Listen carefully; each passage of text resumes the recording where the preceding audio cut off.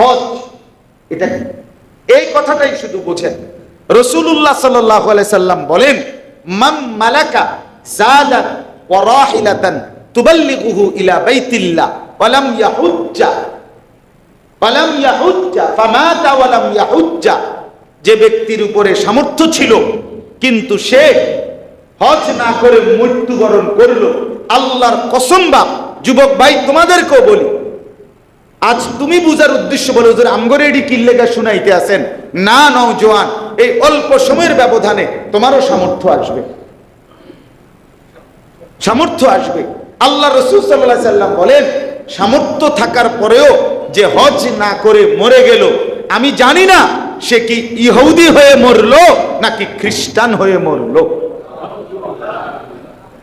আরেক হাদিসে বলছে নবী, ফালিয়ামুত ইনশাআ ইয়াহুদিয়ান ওয়া ইনশাআ নাসরানিয়ান, সে মরুক ইহুদি হইয়া অথবা মরুক খ্রিস্টান হইয়া, বাকি মুসলমান হইয়া মরে নাই, এটা আমি নিশ্চিত দিলাম। নবীজি কোনো এই কথা বলে নাই যে আমি জানি না তোর মৃত্যু কি মুসলমানের মৌত হইছে না বেঈমান কাফেরের মৃত্যু হইছে, এটা বলে নাই। বলছে আমি জানি না তার মৃত্যু কি ইহুদির মৃত্যু হইছে না খ্রিস্টানের মৃত্যু হইছে, বাকি মুসলমানের মৃত্যু যে হয় নাই এটা বুঝছি। কথা বোঝো না ইলিয়াস? এটা আমি বুঝছি, মুসলমানের মৌত হয় নাই। বাকি কাফেরের মধ্যে কোন আইটেম, কি হিন্দু না বৌদ্ধ মরছে না ইহুদি মরছে না খ্রিস্টান মরছে না নাস্তিক মরছে না মুরতাদ মরছে, এটা হেঁটে কইতে পারবো, বাকি মুসলমান না এটা বুঝলাম। এরপরে আর কি ধমক দিত বলেন না? এরপরে আর কি বলতো? জি, এক জায়গায় কি শক্ত কথা বলতে, বসতের জমি না, আলগা জমি আছে 10 শতক, এখান থেকে যদি 2 শতক জমি বিক্রি করলে সৌদি আরবে যাওয়া থাকা আসা, ওই যে কইলাম 8 লাখ ধরে নিলাম, এই 8 লাখ টাকা হয়ে যাবে। আর বাকি থাকলো না আরো 8 শতক, এই 8 শতক জায়গাও যদি বেচে বাকিটা, তাইলেও তার সংসার চলবে, মানে বাজার খরচা, স্ত্রী পুত্র পরিজনের কোনো অসুবিধা হবে না। সেখানে বেচার তো প্রশ্নই নাই, এই লোক কোনো এই জমি টাকা দিয়া সংসার চালানো, এর আরো কি আছে, ব্যবসা আছে, ছেলে বিদেশ আছে, কথা বুঝছেননি, অন্য খরচ ইনকাম তার আছে। কিন্তু শুধু যদি এই জমিটাও কুদ্দুর বেচে তাইলে তার টাকা হবে হজে যাওয়া আসা, আর বাকি টাকা জমিটাও যদি বেচে এটা দিয়েও সংসার চলবে। সেখানে আলগা টাকা থাকলে তো কথাই নাই। তো এই ব্যক্তির উপরে নিশ্চিত শুনে নেন, এই ব্যক্তি শুধু এই জমি, 1 টাকাও ক্যাশ নাই, কিন্তু কি আছে, এরকম জমিটা আছে। এই জমি থাকার কারণে এই ব্যক্তির উপরে হজ করা ফরজ ফরজ ফরজ। এই এখন পড়ে শুনাইছে।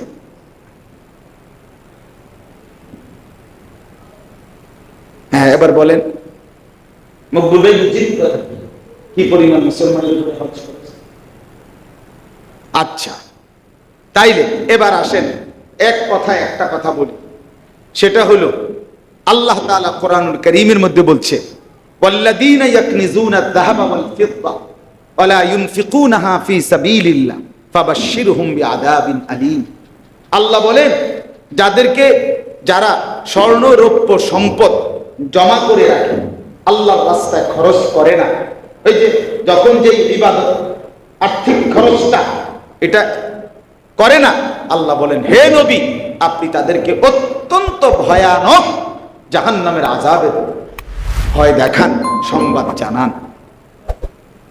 ফাবাশশিরহুম বিআযাবিন আলীম ইয়াওমা ইউহমা আলাইহা ফী নারি জাহান্নাম ফাতুকওয়া বিহা জিবাহুহুম ওয়া জুনুবুহুম ওয়া যুহুরুহুম।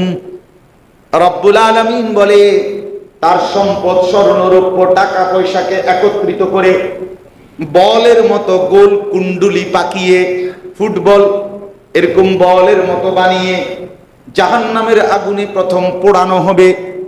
এরপরে সম্পদ নামের সেই পোড়ানো বলটা দিয়ে ফাতুকওয়া বিহা জিবাহুহুম, তার কপাল ওয়া জুনুবুহুম, তার দুই কোমর, ওয়া দুহুরুহুম, এবং তার পিঠ আগুনে পোড়াইতে থাকবে। হাদা মা কানাস্তুম লিআনফুসিকুম, আর ফেরেশতা বলবে না ফরমান, এটা বল না, এটা হচ্ছে তোর জমানো সেই সম্পদ। ফাযুকু মা কুনতুম তাকনিজুন, অতএব আজকে যা জমা করেছো সেইটার শাস্তি ভোগ করো। কেন দিলেন না যাকাত? কেন দিলেন না কুরবানি? কেন করলেন না হজ? হ্যাঁ, ছেলেদের জন্য, মেয়েদের জন্য, সংসারের জন্য। কে বলছে আপনারে নিজের আখিরাত বরবাদ করে সংসার করতে বলছে? কে? নিজে পেশাবের উপরে দাঁড়াইয়া মানুষের দুধ খাওয়াইতে কইছে কে? কথা বলেন না কেন? হ্যাঁ, আপনারে কে বলছে বলেন? মুসলমান হজ করতে বললে বলে কি, ছেলে তো এখনো বিয়ে করাই নাই, দুইটা মাইয়েই তো বিয়ে দিতে বাকি, এখনো তো বাইত কদ্দুর গদ্দুয়ারে করি নাই, ডাইনে বামে আরো কদ্দুর জায়গা লইতে পারলে না, বাড়িটা কদ্দুর সুন্দর হইতো, দুইটা ছেলে তো হুজুর বিদেশ পাঠাইছি, আরো একটা ছেলে বাকি বিদেশ পাঠানো। মুসলমান ছেলে বিদেশ পাঠানো, মেয়ের বিয়ে, বাড়িতে বিল্ডিং কিংবা জমি কেনা, এর সাথে হজের কি সম্পর্ক? কথা বলেন না কেন? হ্যাঁ, এটার সাথে হজ্জের সম্পর্ক কি? কোন সম্পর্ক আছে এটা? তো আচ্ছা, এবার আসেন, যাকাতের কথা বললাম, আমার আর সময় নাই এই জন্য বলছি। কোরবানি, রাসূলুল্লাহ সাল্লাল্লাহু আলাইহি ওয়াসাল্লাম বলছে, সাফ বেটা নাফরমান, তুই কোরবানির দিন ঈদের নামাজ পড়তে আসবি না, তুই আসবি যা, সব তুই আমাদের অন্তর্ভুক্ত না, যে কোরবানি দিল না। 3 নম্বরে হজ, এটা এই কথাটাই শুধু বোঝেন।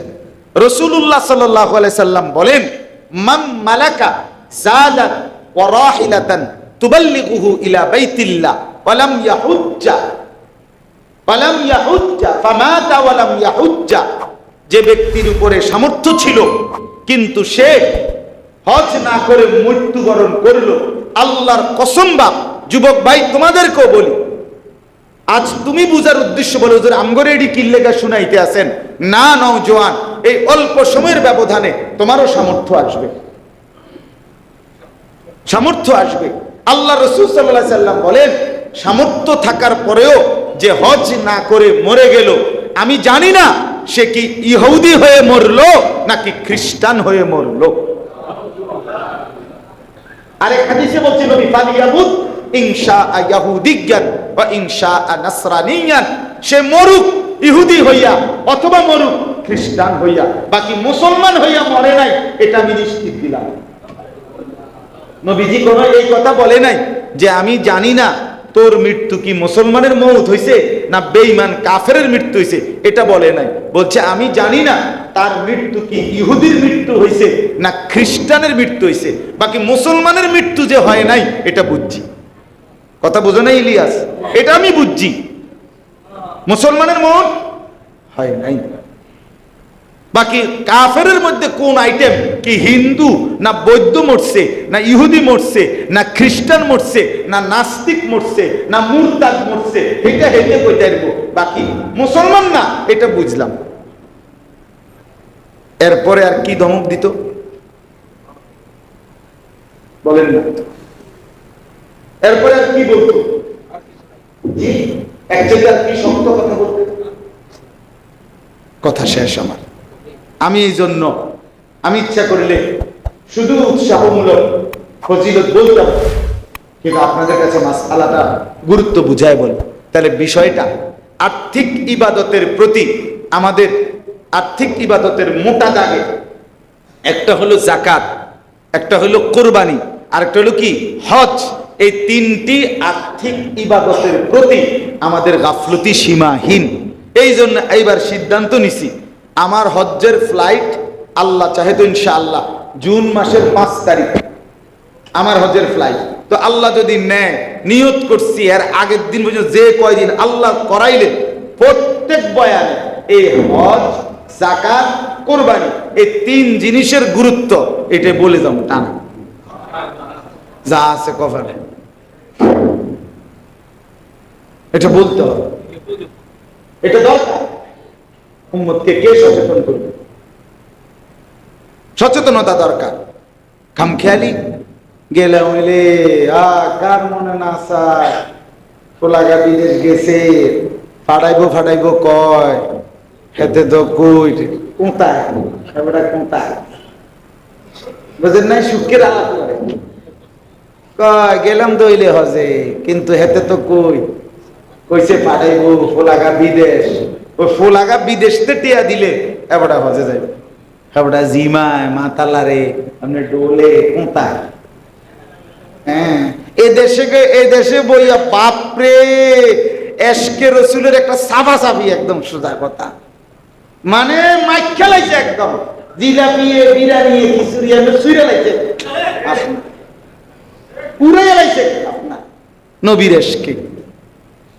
কিন্তু সামর্থ্য থাকার পরেও রাসূলুল্লাহ সাল্লাল্লাহু আলাইহি সাল্লামের রওজা মুবারকের সামনে যাওয়ার মতো আগ্রহ ভালোবাসা জন্মাইল না মুসলমান। তুমি কিসের আশিকে রাসূল, কিসের আশিকে? হ্যাঁ, রাসূলুল্লাহ সাল্লাল্লাহু আলাইহি ওয়াসাল্লামের রওজা মুবারক মদিনা, সবুজ গম্বুজের নিচে দাঁড়াইতেই পারবা না। বলে হুজুর আমার সামর্থ্য নাই। তো সামর্থ্য নাই আর হেরে কি আমরা কইছি? কথা বলেন না কেন? সামর্থ্য নাই যিনি, তাকে কি বলা হচ্ছে?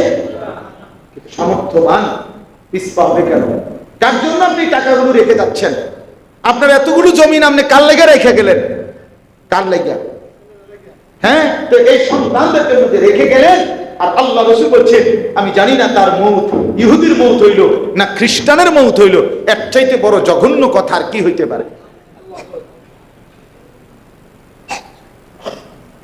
আল্লাহ আমাদেরকে বুঝ দান করেন, আল্লাহ আমাদেরকে কবুল করেন। ধরো আল্লাহ তাআলা আমাদের প্রত্যেককে ঈমান আমলের দৌলত দান করেন। অতএব দয়া করে আমি আপনাদের কাছে অনুরোধ করলাম, আপনারা প্রত্যেকেই ফিকির করবেন, বলেন ইনশাআল্লাহ। হিসাব করে শেষ কথা হলো, প্রত্যেকের কাছে যারা বুঝছেন তাদের কাছে আমার একটা অনুরোধ, ডাক্তারের কাছে নিজের শারীরিক ত্রুটি রোগ লুকাইতে নাই। এটা বুঝেননি কথা? ডাক্তারের কাছে কি করতে নাই? লুকাইতে নাই। তাহলে চিকিৎসা নিখুঁত হবে না। কারণ একটা কথার কমতির কারণে ওষুধের মধ্যে কি হইতে পারে? এলোমেলো হইতে পারে, এলোমেলো হইতে পারে। আপনি যদি এটা বলতেন হয়তো ওষুধটা চেঞ্জ করতো, আপনি এটা বলেন না। তো ঠিক এরকম অর্থ হইল, এই কথা বলার দ্বারা আমি বুঝাইতে চাচ্ছি, কমপক্ষে আপনারা যারা বুঝবেন মুসলমান, যেদূর বুঝছেন, যদি বুঝে থাকেন একজন নির্ভরযোগ্য আলেমের কাছে আমনে কমপক্ষে লুকাবেন না, বরং আপনার হুজুর আমার জমি একদূর, বিঘা একদূর, আমার ব্যাংকে টাকা আছে এত, আমার ক্ষেতের ফসল এত, এই এমনি এমনি মিলাইয়া আমার কাছে এই আছে এই নাই, আমনে কদ্দুর হিসাব কইরা আমারে বুঝাইয়া দেন আমার উপরে হজ ওয়াজিব কিনা, কোরবানি ওয়াজিব কিনা, যাকাত ওয়াজিব ফরজ কিনা, এটা আমনে কদ্দুর আমারে কাগজে কলমে হিসাব কইরা বুঝাইয়া দেন। এটা বুঝে নেওয়া উচিত কিনা? যদি আমি ওয়াজিব হওয়ার পরেও, ফরজ হওয়ার পরেও খামখেয়ালি কইরা গাফলতি কইরা গেলাম না, তো আমার মরণ ইহুদির মরণ হইলে তখন কি হবে? তখন কি হবে? হ্যাঁ, আপনি নিজের হজ নিজে করলেন না, আপনার মৃত্যু যদি বেঈমানের মৃত্যু হয় নাউজুবিল্লাহ, তো এরপরে আপনার ফুতাইতে, আপনার মরার পরে যদি একেবারে 18টা বৈষ্ণবাই করেও যদি 10 গ্রাম মানুষের জিয়াফত খাবার, তো কি হবে? কথা বলেন না কেন? কি হবে? থাকতে 1 টাকা, না থাকতে 1 কোটি টাকাও সমান হয় না। আমার জীবিত থাকতে আমার 1 টাকাও দরকার, আমি মরে গেলে 1 কোটি টাকাও আমার দরকার নেই।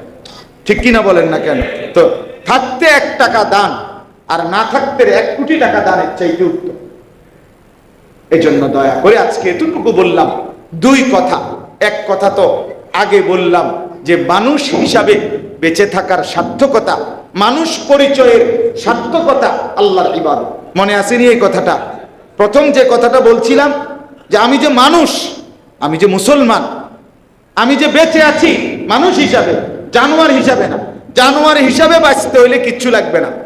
গরু, ছাগল, কুকুর, বিড়াল, সাপ বিচ্ছুর জীবন যদি কারো লাগে, এটার কোনো জায়েজ না জায়েজ, হালাল হারাম কিচ্ছু নাই, কিছুর দরকার নেই। কিন্তু মানুষ হিসাবে বেঁচে থাকতে হলে তাকে হালাল হারাম, বৈধ অবৈধ মেনে চলতে হবে। চলতে হবে কিনা বলেন? আল্লাহ আল্লাহ রসুলের হুকুম মানতে হবে। আর দুই নম্বর কথা হলো যাকাত, কোরবানি, হজ, এই তিনটি আর্থিক ইবাদতের ব্যাপারে আমাদের প্রত্যেকের আরো যত্নবান হওয়া উচিত। উচিত কিনা বলেন? নিজ নিজ ওলামায়ে কেরামের কাছে নিজের অবস্থা জিজ্ঞেস করে বুঝে জেনে নেওয়া উচিত। আল্লাহ তাআলা আমাদের প্রত্যেককে তৌফিক দেন, কবুল করেন। আজকের এই ইসলামী মজলিসে আল্লাহ তাআলা বরকত দান করেন। আমার যুবক ভাইরা মহব্বত করে মাহফিল সাজিয়েছে, আল্লাহ তাআলা প্রত্যেকটা ছেলেকে নেককার হিসাবে কবুল করেন। আলহামদুলিল্লাহ রাব্বিল আলামিন। اللهم أنت السلام منك السلام تباركت يا ذا الجلال والإكرام يا أرحم الراحمين يا أرحم الراحمين يا أرحم الراحمين ربنا ظلمنا أنفسنا وإن لم تغفر لنا وترحمنا لنكونن من الخاسرين ربنا آتنا في الدنيا حسنة وفي الآخرة حسنة وقنا عذاب النار رب ارحمهما